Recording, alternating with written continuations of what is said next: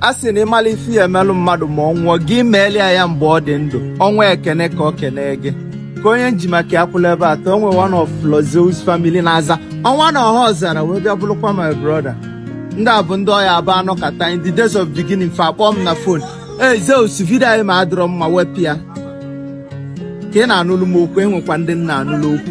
So tata bụ birthday ya, amarọ m ihe m na-eme, amarọ m what to do, amarọ m what to say.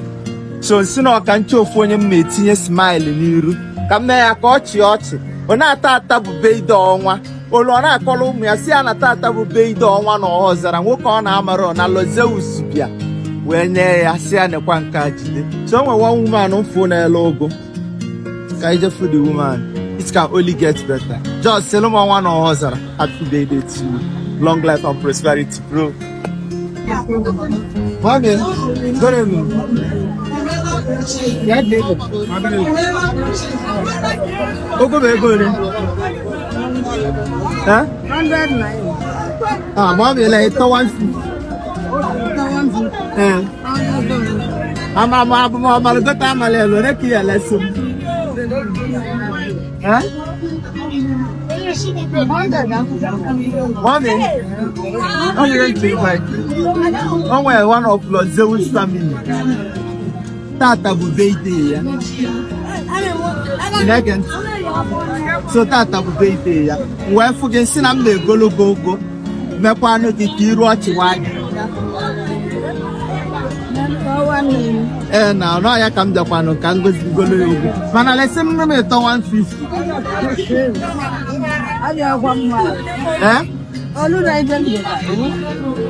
Okay, ngwa mommy na ya.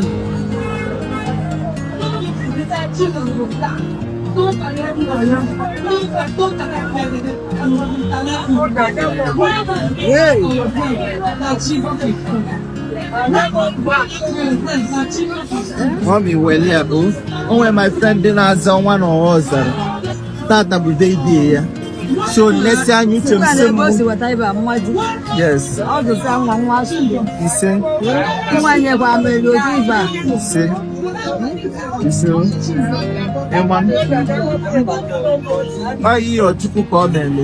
My papa na gina chiga drona makaro me rap ndiri na mfo bia pede. So we share me happy birthday, long life and prosperity.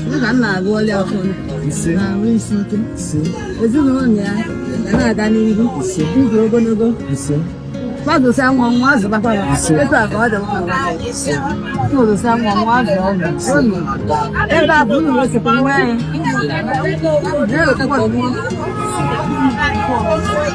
So it can only get better. Happy birthday to you once.